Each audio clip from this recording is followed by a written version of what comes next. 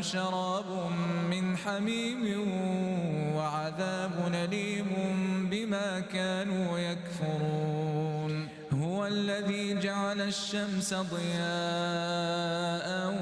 والقمر نورا وقدره منازل لتعلموا عدد السنين والحساب. ما خلق الله ذلك إلا بالحق نفصل الآيات لقوم يعلمون.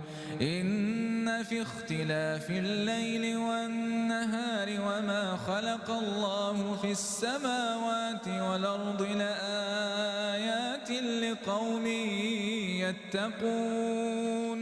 إن الذين لا يرجون لقاء